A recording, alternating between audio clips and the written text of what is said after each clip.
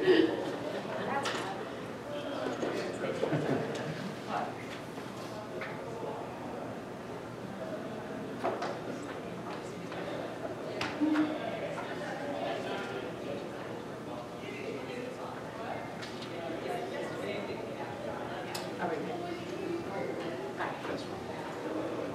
thank you for coming today. I'm Valerie Burke. I'm the Honors Director at Valencia College.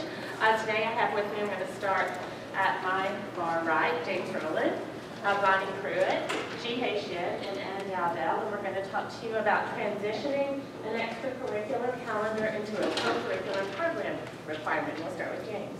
Thank you, Valerie.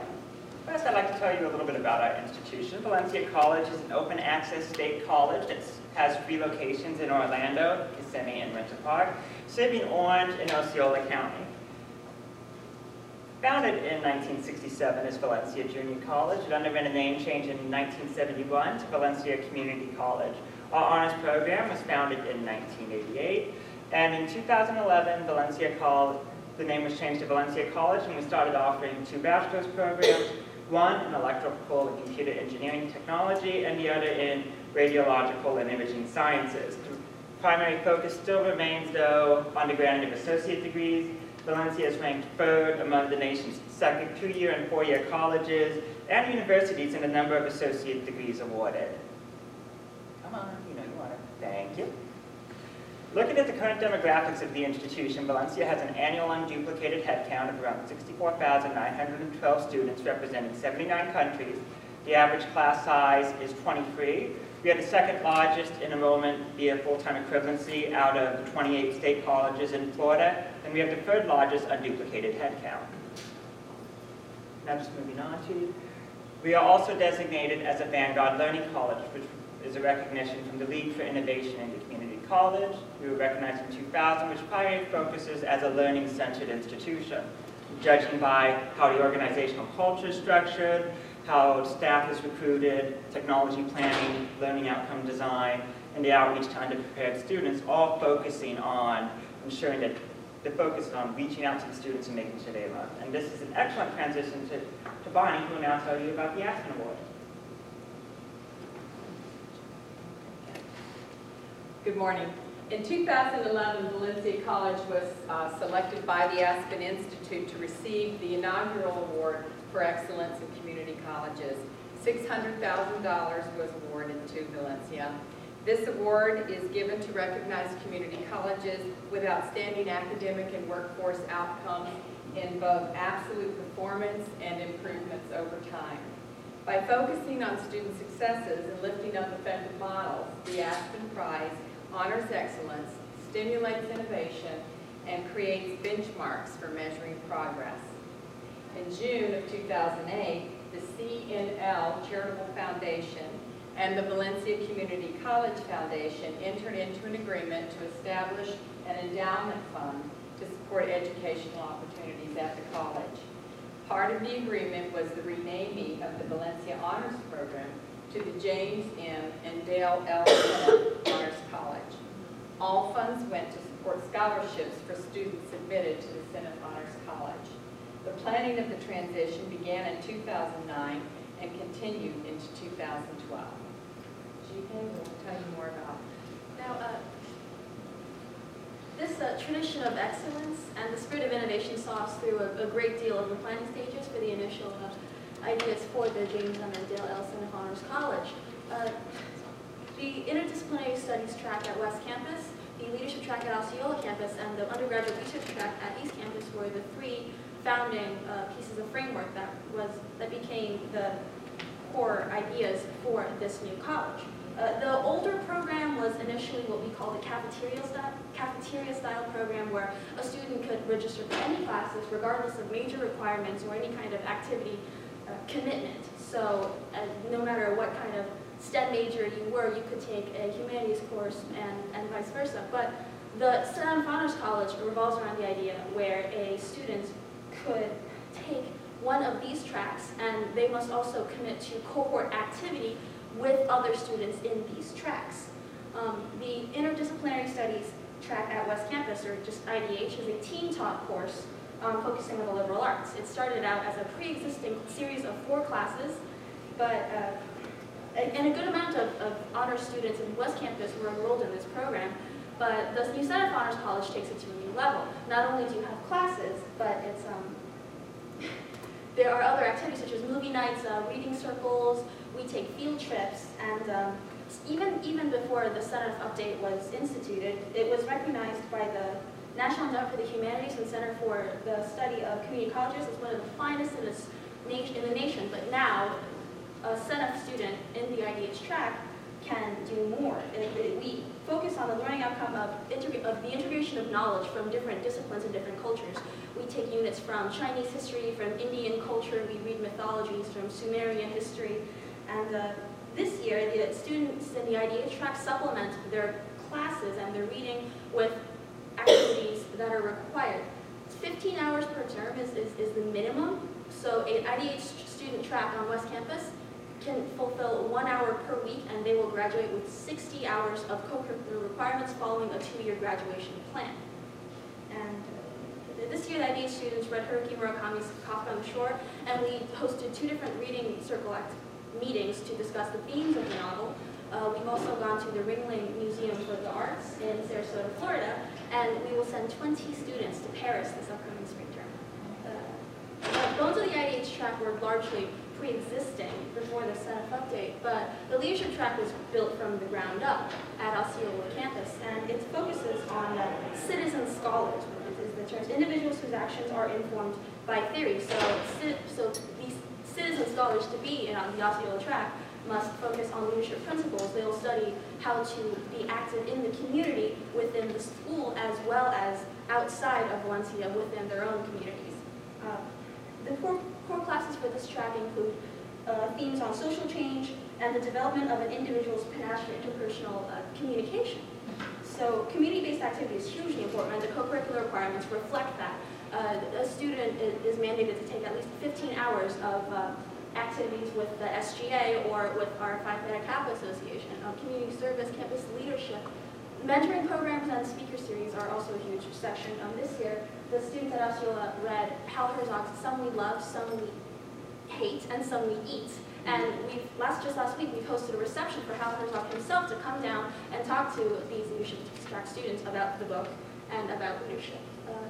The undergraduate research track at East Campus was like the Osceola track, was largely built from the foundations.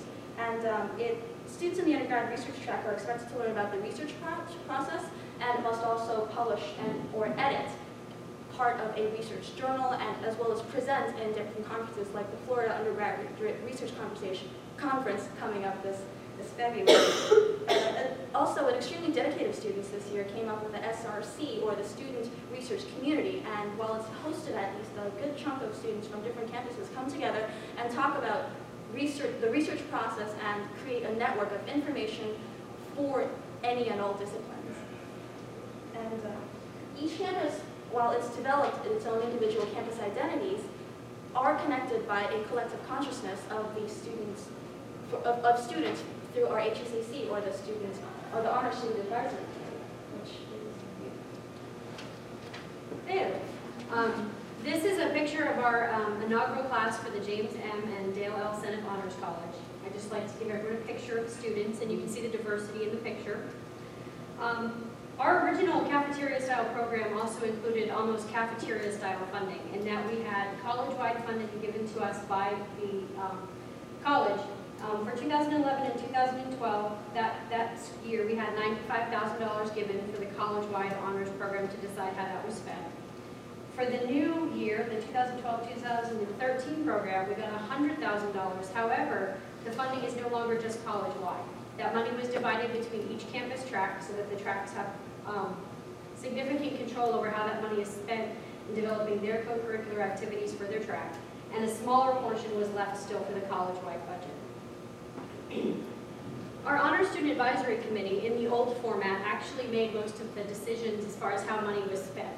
It was determined how many trips people wanted to have as far as field trips for classes go, how many students would go to conferences, how many students would submit proposals for conferences. Whether we would have a movie night, pizza with the professors, all strictly college-wide social and community gathering activities. For the field trips, there was actually a process that professors had to submit proposals that were then viewed by the Honor Student Advisory Committee, and the determination was made whether to spend that money on the field trip for the class. With the changing program and into the new co-curricular calendar instead of extracurricular calendar, a lot of that planning is now out of the students' hands, and it's in the administration for each track's hands. That led to a lot of changes. Whereas before we had input on every aspect of the money being spent, with the exception of the international travel trip, which was done as an honors trip in the spring due to constraints that go with international travel and releases and college policies, that was something students didn't have a lot of control over.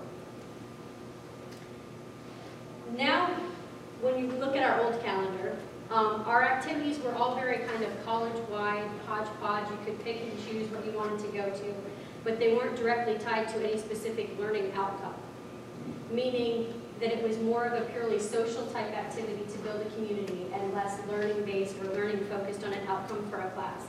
For example, we would have Wear Your Honors T-shirt day, and then we would have Dean Kors come and speak about hacking college, which didn't have a specific learning outcome, but built a community and students would learn about transfer. And we would have movie nights and pizza with the professors, which was a very popular event because you would get to see professors outside of the classroom and kind of see them at a different level than just your professor. With the new calendar transitioning into co-curricular requirements, the activities now become more focused on learning outcomes and less focused on strictly socialization. It's more about building the cohort that each track needs you to have as part of a co-curricular calendar so that you grow in your learning outcome and as a track group student. The real challenge has been that students have suffered that loss of control over how funding is spent, and administration has more control, which honor students generally kind of buck at because we tend to be independent thinkers and like to push the envelope. Now the student must complete, as Jihei said, the 15 hours of a co-curricular requirement time. This being the first year has led to some conflicts in a way. For example, the interdisciplinary studies, or the IDH program, has a lot of academic aspects to their co-curricular requirements, such as the reading circles, the professor's choice lecture night. However, they haven't had a huge amount of things offered. So the flexibility for how students can get their 15 hours for the semester is kind of limited by the fact that there have been about 30 events for the semester, so they pretty much had to a little bit less freedom and flexibility. The leadership track at Osceola, which we have a paper that we can hand out now. The leadership track at Osceola is even a little more prescriptive than the IDH track, in that they, once again, it's a very honors-controlled learning outcome-based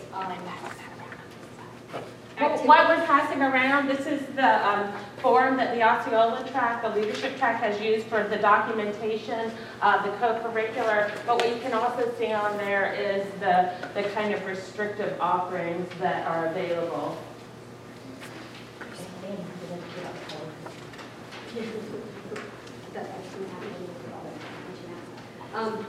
The leadership track has similar problems to IDH in that it has limited offerings. It's very controlled as to what offerings there were. Very learning-based outcome, but there's very little flexibility. It's a great case in where the learning outcomes will be met by all of the activities prescribed and selected. There's just not a lot of choice and flexibility for students, which can sometimes be a problem when you have a diverse student body that includes people that attend school while working full-time and don't have the flexibility of being able to just change their schedule willy-nilly to go to a prescribed event.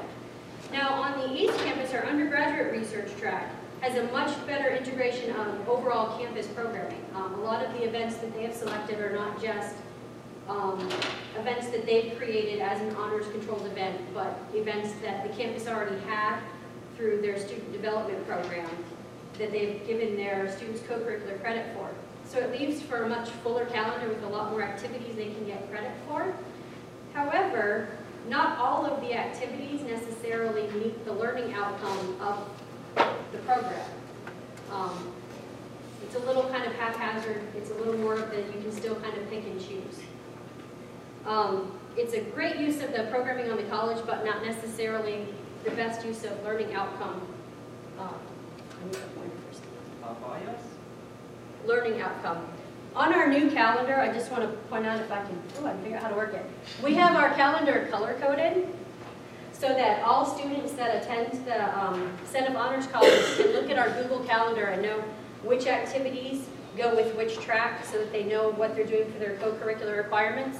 We have the IDH, which is in yellow. We have the undergraduate research, which is in red. College-wide is red. Oh yeah, college-wide is red. Undergraduate research is green, and Osceola is blue.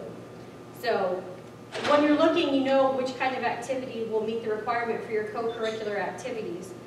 There have been exceptions made in this new kind of transition period in which an activity that may have been an IDH-centered activity has been given co-curricular credit by a different program based on the lack of hours available for students who don't have that same kind of flexibility. The biggest change besides the calendar has been the issue of funding. With the change that I discussed earlier from a larger college-wide budget into a smaller track-centered budgets, students, when we had our planning retreat at the beginning of the summer, our Honor Student Advisory Planning Retreat, had to make some really tough decisions that they may not have been used to having to make. Which kind of echoes something that our previous speaker talked about, and students not necessarily knowing how to make those hard choices or never having been faced with having to make those hard choices. One example is coming to this conference. It was decided amongst a large discussion with the students due to the cost of attending a national conference and that having to come out of the college-wide budget versus any specific track budget, that we would only bring those of us presenting. The cost, when we started to analyze the cost-benefit analysis, which, the students decided that we couldn't afford to spend a large group here because of the cost. It made more sense to save that money to do something as a larger college-wide group. For example, the cost of sending one of us here is the same price that we would spend to send a larger group on a team-building ropes course. It was a largely debated decision because everyone wants to go to a conference, everyone wants to travel. That became kind of a heated discussion in which people had to step outside of their comfort zones and look at the greater good versus personal enrichment. That discussion continues on into even how we handle co-curricular requirements. People have to look at things for the greater good instead of their own personal. We've recently had discussions about how much time counts for each activity. Is it literally strictly if you're there for 8 hours, you get 8 hours of time, or should there be a maximum of 5 hours despite whether you spend 8 to 10 hours at an activity? That discussion once again proved that honor students aren't always so used to stepping outside of their comfort zone and looking at a bigger picture instead of just looking at themselves. That discussion is kind of settled, but will still be ongoing because students, we like to do what's best for us and don't always look at the bigger picture. However, a lot of these changes actually cause us to meet some of the learning outcomes for the track just as individuals to begin with.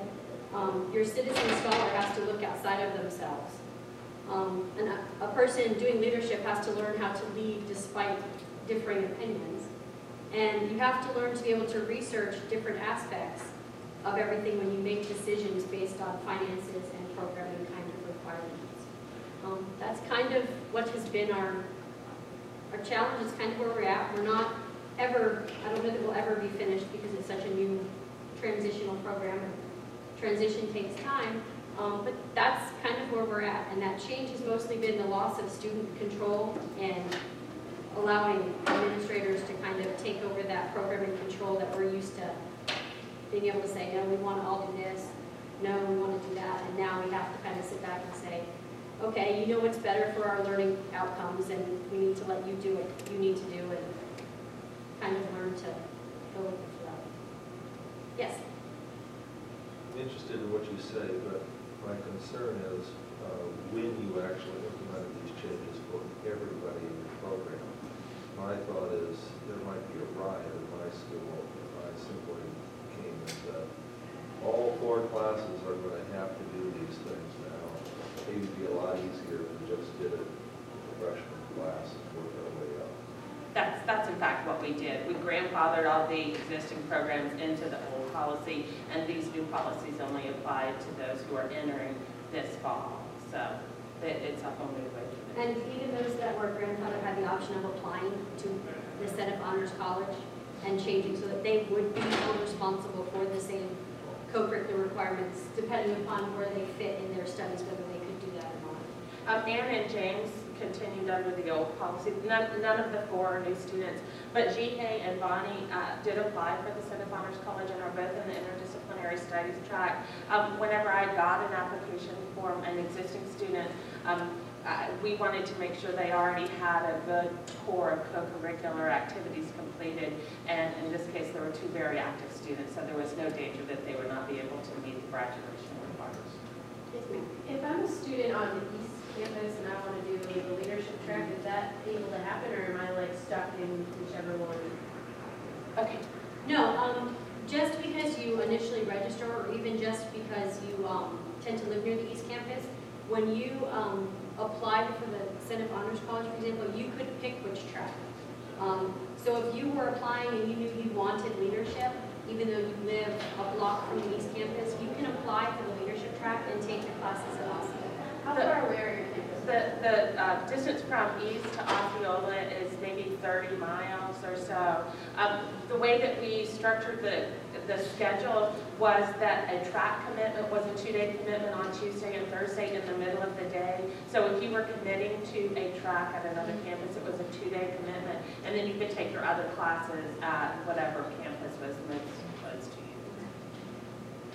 But students did know going in that was the commitment, and we also tried to offer the co-curricular programming at that same time. Valencia has what is called an activity hour from 1 to 2 or 1:30 to 2:30 on Tuesday and Thursday, and that's when we try to provide the co-curricular programming that students are required to take. Thank you, that was a very nice presentation. I was just wondering if you could comment on how have you collaborated within your school with other departments, like with maybe the career services, to help you with your flexibility and your resource issues, and also have you considered doing stuff? I noticed UCF on there. Can a student go to a speaker series at UCF and count that for their co-curricular? It's been very interesting, the partnerships that have developed. Valencia always has offered a very healthy calendar of what we call skill shops, which are academically related, but the students don't get credit for them. But there are a lot of skill shops that go on at the college that have, particularly when you're talking about the research track, they give plagiarism skill shops and APA citation skill shops. Those completely fulfill the learning outcomes of the research track. So working with the skill shop calendar, we provide co-curricular credit for students who attend those. When we hear information from UCF that they have a visiting scholar of some renown who is coming to speak at the university, then we inform students about it. The Peace and Justice Institute at Valencia hosted an Islamic night where they took a group of people, faculty and students, from the college to a service, and we advertise that to students in the interdisciplinary studies track, because one of the learning outcomes is understanding of different cultures. And so we do try to do outreach to things that are going on in the college and in the community to provide opportunities for students to fulfill those outcomes. It's been very interesting, and I know as we proceed on, we'll learn about more activities that are going on that will fit into the calendar, which relieves us of some of the budget and programming burden, but also to his wonderful opportunity to have this outreach and to make these connections with community partners. And the learning outcomes are in... The learning outcomes and the descriptions of the track are in the student handbook. We figured that was kind of the best thing to present that has all. Is it 15 hours like, is this one semester and you're done, or do you follow on with it all too? We follow them, it's 15 hours per term, and we arrived at that with the expectation that students would do about 1 hour of co-curricular programming per week. And we do track that. We have an internal database that we track that. We would love it if our college had a very nice co-curricular transcript, and there's some out there. We are investigating that right now, but for the time being, we are tracking it internally in our database. We have, in our program, we have one full-time admin and a part-time admin. It has, who works 29 hours a week. As we have progressed, it has become almost a full-time job of the part-time admin, like 29 hours a week, to record and document those co-curricular hours. And those who don't meet the 15-hour minimum, what happens? The only people who are punished in any fashion on a term basis for not meeting it are the scholarship students. All of our students were admitted on full scholarship, but some couldn't accept the scholarship if they're receiving another institutional scholarship, or if they're international students, because international students can't receive institutional scholarships. We do revoke their scholarship the next term if they do not satisfy the co-curricular, because our feeling is we're paying you to go to school, then you need to participate in the well-being of this community. All in all, though, all we would really do is at graduation verify that 60 had been met. So it's possible that a student can go light one term and heavy one term, so long as they reach the 60-hour mark at the end of graduation.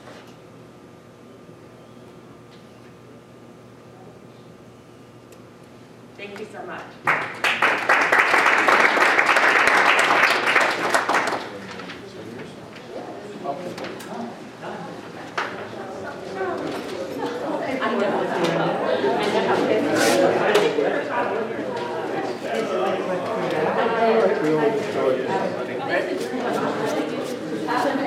So I heard from some people, Jack, that that Greek restaurant.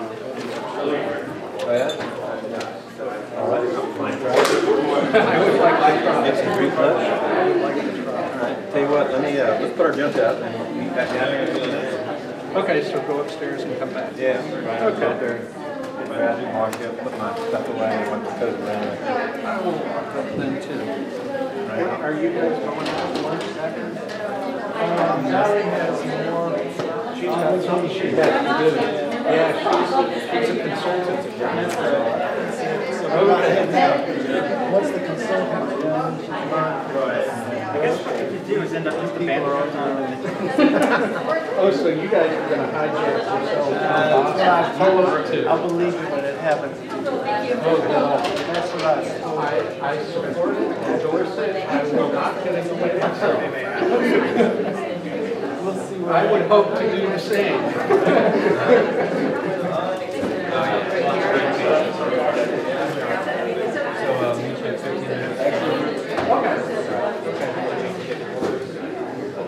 Hey, that's good. Are you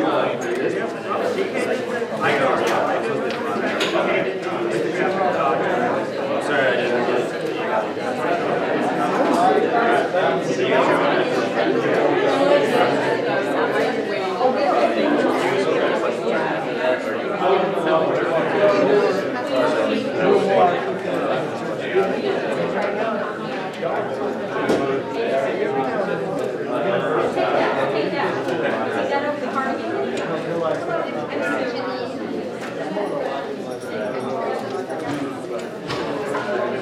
We're waiting, this one will be bringing us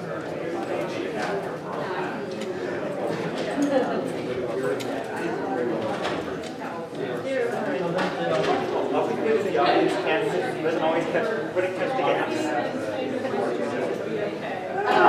Covering everything at least the same.